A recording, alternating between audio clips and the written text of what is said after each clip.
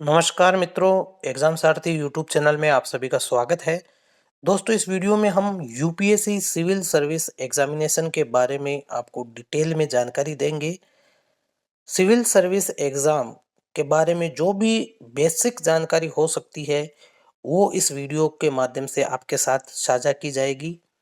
जो भी new aspirants हैं जो सिविल सर्विस एग्जाम के लिए तैयारी करना चाहते हैं और आने वाले यूपीएससी सिविल सर्विस एग्जाम 2025 के लिए प्रिपरेशन करना चाहते हैं, उनके लिए ये एक महत्वपूर्ण गाइडेंस होगी। इसके अलावा यूपीएससी सिविल सर्विस एग्जाम से रिलेटेड जितनी भी एडवांस जानकारियां हो सकती है वो इस सीरीज के माध्यम से आपको साझा की जाएगी। इसके लिए आप चैनल की प्लेलिस्ट में जाकर के एग्ज़ाम गाइड प्लेलिस्ट में ज़रूर जाएं। वहाँ यूपीएससी से रिलेटेड जितने भी वीडियोस हैं उसमें सिविल सर्विस एग्जामिनेशन के बारे में डिटेल में जानकारियाँ साझा की जाएंगी और आने वाले समय में सिविल सर्विस एग्ज़ाम से रिलेटेड एग्ज़ाम एनालिसिस और प्रीवियस ईयर्स के जो क्वेश्चन पेपर्स हैं उनको भी डिस्कस किया जाएगा। तो वीडियो में आखिर तक बने रहिए। तो चलिए दोस्तों, शुरू करते हैं। सबसे पहले बात करते हैं यूपीएससी सीएससी यानी union public service commission. UPSC and CSC का मतलब होता है सिविल सर्विसेज एग्जामिनेशन। भारत की सबसे प्रतिष्ठित और कठिन परीक्षाओं में से ये एक है। इसे सिविल सेवा परीक्षा भी कहा जाता है। इस परीक्षा का आयोजन यूपीएससी यानी संघ लोक सेवा आयोग द्वारा किया जाता है। यह परीक्षा आईएएस, आईपीएस, आईएफएस, आईआरएस और अन्य महत्वपूर्ण सेवाओं के लिए अधिकारियों की भर्ती के लिए आयोजित की जाती है। अब आईएएस, आईपीएस, आईएफएस, आईआरएस ये सब कौन से अधिकारी होते हैं, इनका क्या रोल रहता है, उसके संबंध में अलग से एक वीडियो आपको हमारी इसी एग्जाम गाइड चैनल की प्लेलिस्ट में मिल जाएगा। परीक्षा के उद्देश्य की बात करें तो इसका उद्देश्य भारतीय प्रशासनिक सेवाओं जैसे आईएएस, पुलिस सेवाओं आईपीएस, विदेश सेवाओं जैसे आईएफएस और अन्य केंद्रीय सेवाओं के लिए योग्य उम्मीदवारों का चयन करना है। परीक्षा की प्रक्रिया की अगर बात करें तो यूपीएससी सीएससी 3 चरणों में आयोजित की जाती है। पहला चरण होता है प्रारंभिक परीक्षा यानी प्रीलिमिनरी एग्जाम। इसकी प्रकृति जो है वो स्क्रीनिंग परीक्षा की होती है, यानी कि इसके मार्क्स आपकी मुख्य मेरिट में नहीं जोड़े जाते हैं। पैटर्न की बात करें तो इसमें 2 पेपर होते हैं। पेपर 1 सामान्य अध्ययन का 200 अंकों का 2 घंटे का समय रहता है, 100 प्रश्न इसमें आते हैं। पेपर 2 की अगर बात करें तो इसे सी सेट कहते हैं, 200 अंकों का 2 घंटे का 80 प्रश्न इसमें आते हैं और इसमें मिनिमम क्वालिफाइंग मार्क्स 33% होती है। विषयों की अगर बात करें तो राष्ट्रीय अंतर्राष्ट्रीय घटनाएं, इतिहास, भूगोल, भारतीय राजनीति, अर्थव्यवस्था, पर्यावरण और विज्ञान प्रौद्योगिकी, तर्क और गणितीय क्षमता जो कि सी सेट के पेपर में आती है। इसके बाद में दोस्तों नेक्स्ट अगर बात करें तो मुख्य परीक्षा के लिए जो योग्य उम्मीदवार होते हैं, जो स्क्रीनिंग परीक्षा यानी प्रारंभिक परीक्षा में पास होते हैं, उन्हें ही मुख्य परीक्षा में बैठने के लिए मौका दिया जाता है। दोस्तों आगे बात करते हैं मुख्य परीक्षा की। तो मुख्य परीक्षा यानी मेंस एग्जाम में ये जो पेपर होते हैं ये आपके डिस्क्रिप्टिव टाइप का एग्जाम रहता है, वर्णनात्मक परीक्षा रहती है। इसमें कुल 9 पेपर होते हैं जिसमें से कुछ पेपर क्वालिफाइंग पेपर होते हैं और कुछ ऐसे होते हैं जिनके मार्क्स आपके फाइनल जो मार्क्स हैं फाइनल मेरिट में जुड़ते हैं। क्वालिफाइंग पेपर में पेपर ए भारतीय भाषाओं से संबंधित होता है, यानी कि हिंदी, तमिल, बंगाली आदि, जो कि 7th शेड्यूल में 8th शेड्यूल में सम्मिलित है और 300 अंकों का ये पेपर रहता है। ये क्वालिफाई करना होता है आपको। इसके अलावा पेपर बी अंग्रेजी का होता है जो कि 300 अंकों का होता है। गिनती में अगर बात करें जिनके मार्क्स आपके आगे जाके जुड़ेंगे, फाइनल मेरिट डिसाइड होगी, तो उसमें पेपर रहता है निबंध यानी एसे का, जो कि 250 अंकों का रहता है। इसी प्रकार से 4 पेपर आपके सामान्य अध्ययन के रहते हैं यानी जीएस के रहते हैं, जो कि प्रत्येक पेपर 250 अंकों का होता है। और 2 पेपर आपके वैकल्पिक विषय जो आप चूज करते हैं, जो भी आपका सब्जेक्ट है, एक पूरी लिस्ट रहती है सब्जेक्ट्स की। फॉर्म भरते वक्त आप उनमें से वैकल्पिक विषय के रूप में चुन सकते हैं।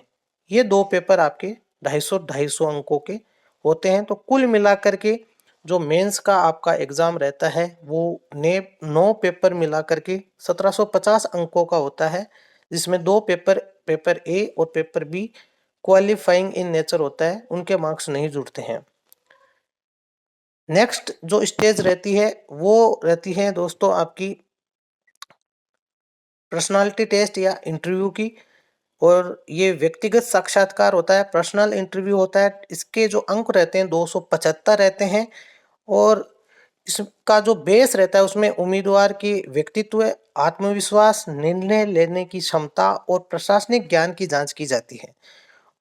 कुल अंक जो है आपके मुख्य परीक्षा और साक्षात्कार के मिलाकर के 2025 होते हैं, जिनमें से फाइनल मेरिट निकलती है। नेक्स्ट अगर बात करते हैं कि कौन कौन एलिजिबल है इस एग्जाम में बैठने के लिए। एलिजिबिलिटी की अगर बात करें, पात्रता की बात करें, तो शैक्षणिक योग्यता में किसी भी मान्य प्राप्त विश्वविद्यालय से स्नातक यानी ग्रेजुएशन होना चाहिए। एज लिमिट, आयु सीमा की बात करें तो सामान्य वर्ग के लिए 21 से 32 वर्ष, ओबीसी के लिए 21 से 35 वर्ष, वहीं एससी एसटी वर्ग के लिए 21 से 37 वर्ष, आर्थिक रूप से कमजोर जो वर्ग है ईडब्ल्यूएस के लिए 21 से 32 वर्ष। अगर बात करें प्रयासों की संख्या तो सामान्य वर्ग के लिए 6 प्रयास होते हैं मैक्सिमम, ओबीसी के लिए 9 और एसटी एससी वर्ग के लिए असीमित प्रयासों की संख्या रहती है। अब यूपीएससी सिविल सर्विस एग्जाम की तैयारी के लिए क्या सुझाव आपके लिए हो सकते हैं। पहला सुझाव है कि समाचार पत्र और करंट अफेयर्स जैसे कि द हिंदू या इंडियन एक्सप्रेस जैसे अखबार आपको पढ़ने चाहिए, जिसमें देश विदेश की जानकारी आपको मिलती रहती है करंट अफेयर्स के बारे में। सेकेंड, एनसीईआरटी की जो किताबें हैं, खास तौर पर इतिहास, भूगोल, राजनीति, अर्थशास्त्र की जो आधारभूत समझ के लिए एनसीईआरटी की पुस्तकें पढ़नी चाहिए। मॉक टेस्ट की बात करें तो नियमित रूप से मॉक टेस्ट देने से आपको एग्जाम का जो प्रेशर होता है, एग्जाम का जो पैटर्न है वो लगातार समझ में आता रहता है। समय प्रबंधन यानी अध्ययन और आराम का संतुलन बनाए रखना इस तैयारी के लिए बहुत ही आवश्यक होता है। नोट्स बनाना, अपने नोट्स को सटीक और व्यवस्थित रखने की आवश्यकता रहती है। नेक्स्ट अगर बात करें दोस्तों, यूपीएससी सिविल सर्विस एग्जाम के माध्यम से कौन कौन सी सेवाएं जो होती हैं, इसमें ग्रुप ए और ग्रुप बी की सेवाएं रहती हैं। ग्रुप ए में आपके आईएएस यानी Indian administrative services, Indian police services, Indian foreign services और इंडियन रेवेन्यू सर्विसेज, ये 4 आपकी ग्रुप ए की सेवाएं हैं। ग्रुप बी में रेलवे बोर्ड की सर्विसेज हैं, armed force, headquarter civil services आदि इसमें रहती हैं। तो ये जो सारी सेवाएं हैं इनके बारे में एक डिटेल वीडियो अलग से आपको इसी प्लेलिस्ट में आगे मिल जाएगा। दोस्तों अब बात करते हैं जो नए एस्पिरेंट्स हैं वो यूपीएससी सिविल सर्विसेज को क्यों चुने। इस परीक्षा की समाज में प्रतिष्ठा और सम्मान मिलता है।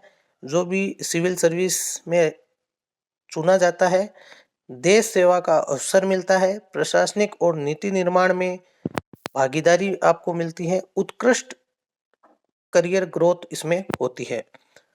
अगर आप इस परीक्षा की तैयारी कर रहे हैं तो अनुशासन, नियमित अध्ययन और सही मार्गदर्शन के साथ इसे जरूर पास कर सकते हैं।